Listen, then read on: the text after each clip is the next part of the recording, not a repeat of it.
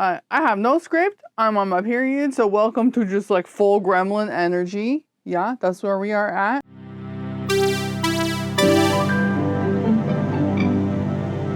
Hi, can I get in here? Did you know that free art supplies is all around you? Because it's true.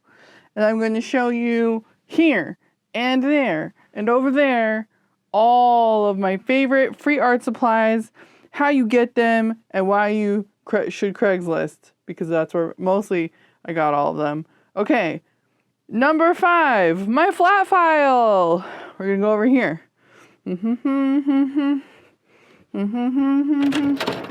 Light. Are you seeing this? Are you seeing this object? Are you seeing this beautiful object? It is. Whoosh. Full of paper.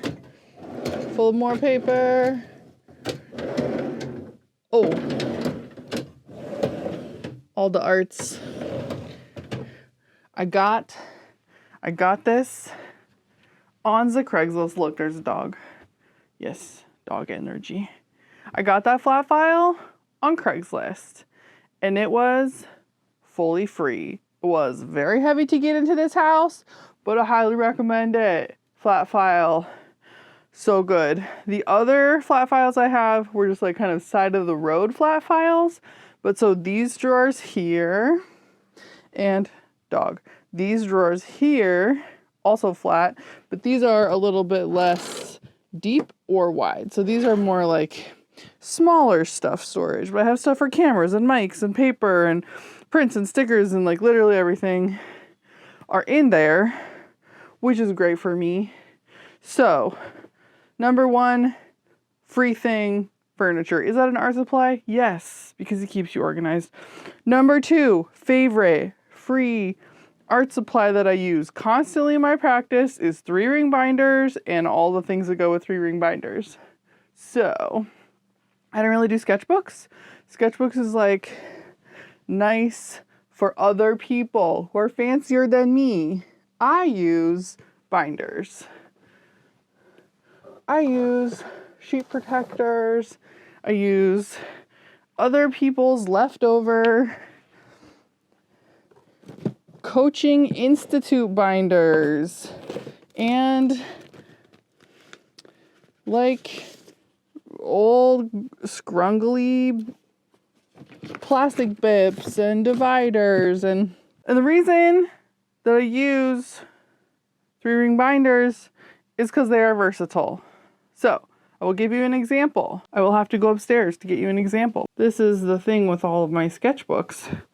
All of these binders were incredibly free to me. So let's use an example of, let's see. Let's pick this one. This one is from 2019. And I had all of these transparencies that I punched. So I got to just draw on transparencies and have all the transparencies like relate to each other. So that if you turned one page, it is a drawing on both sides. So that's an example. Or what's a totally very different example? Let's try, what's in here? I don't actually know what's in all of these books. Off the top of my head.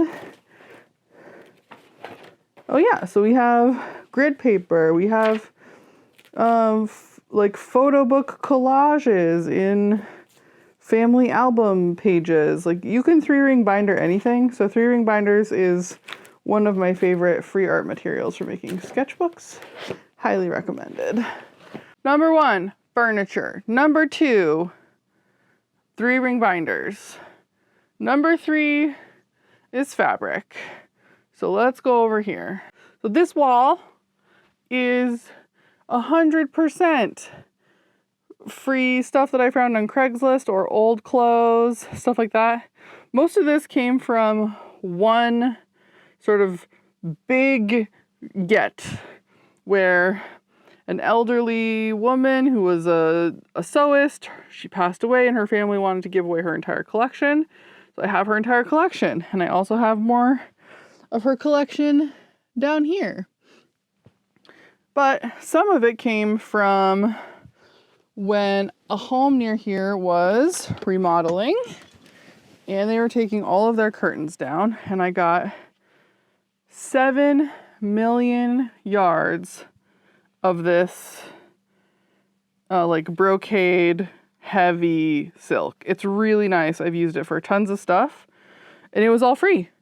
And this just, finding it is sort of luck. You just sort of, oh, today I've been haunting Craigslist. I look on there almost every day, and then sometimes you just get lucky, right? Like sometimes you're just gonna come across a thing and be like, holy crap, that's incredible. I gotta get it. So another example would be my next favorite free art supply, which is paper. I have so much free paper. Everything from like this, like beautiful pink high gloss paper that I got for free on Craigslist. I have super basic stuff. Like I got free like print materials, print paper, heavy, some really nice like premium stuff. But the other thing I got is tons of rolled paper.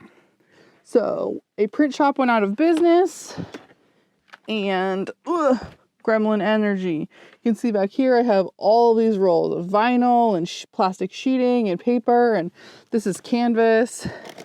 There's so much paper back here. This is print paper, there's brown packing paper, tons. And then I have even more in the flat file that I showed you before. Tons of the paper that was in there is also stuff I got for free on Craigslist. So if you are diligent and like really look every day, and like really hunt for what you're looking for, you can totally find amazing stuff on Craigslist. It's less frequent that I have found things like paint or pens or markers and stuff like that. So I tend to buy those things, like reserve my art supply budget for that. But one of my favorite things about just working with free materials, or like, 99% free materials, is that you end up with very experimental ways of doing things, like this constellation quilt, like these sculptures. Let me grab one of these. Ooh. These little sculpture guys that all made from recycled materials and like very different experimental ways of making things. Like I only had this much of this fabric and I had no more of it, and it all went into this one sculpture. It is totally possible to sort of manage to accumulate a vast quantity of material without actually having to like spend any or much money at all, if you're willing to try things, if you're willing to like let what exists really push your art practice. And I have found that by doing that, by letting my art practice be like dictated by the materials in my environment, I also find things just like that I wouldn't have thought of. So one example is lots of people have cardboard just in their homes, right? Like we all have packages get delivered. There's also just free cardboard on Craigslist constantly. So an example would be like these are all just made with completely free recycled cardboard. And the only thing I bought for them was staples. The paint was left over, the cardboard was left over.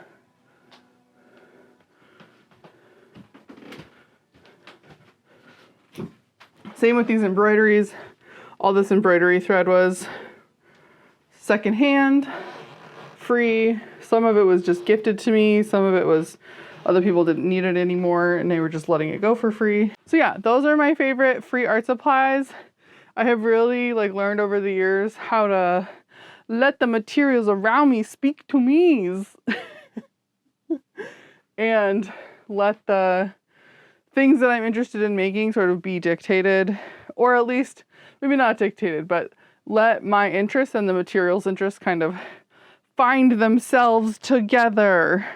So, do you use free art supplies? I'm super curious. Is this a thing that lots of people do, or is it like literally just me out here like gremlining it up? Because you do have to be super patient. Like the distance between getting all those rolled bits of paper and getting the fabric wall was like, I think 2 years. So maybe I find an amazing Craigslist find like once every 6 months or something. So it's not like a constant source. You have to like really look constantly and be willing to wait for like that amazing find to pop up. And when it does, get on it immediately. The only reason I got those curtains was because was checking, you know, every day, multiple times a day, so that I could be the first person to see them. So yeah. Do you use free art supplies? Tell me about your art supplies. How are the art supplies that you have like dictating what you make? Or is it the other way around? Are you really precise about what materials you use? And that's how you end up with like your eventual projects? I'm a little bit of the, let the energy come to me and see what happens kind of person. But I'm curious about other people's approach to art supplies. What do you buy? Why do you buy it? Those kinds of things. Do you think about the process of acquiring your materials as part of your artistic practice? So yeah, hello, I'm Em, if you're new here. I've been, I guess, uploading every other Friday of late. I'm an artist. I'm curious about art practice. I mostly make things for and by disabled folks. I have a Patreon if you would like to come behind the scenes. Lots of free and paid experiences over there. My paid patrons have a Discord where we hang out and chat, but my free patrons, there's lots of things to just follow, get away from the algorithm, little opportunities to participate in arts for free. Right now, we're doing Care-tober, a 31-day self-care challenge where we use art to encourage ourselves to brush our teeth and drink water, because my brain needs that. So if your brain needs that too, come hit me up for free on a Patreon. Okay, goodbye.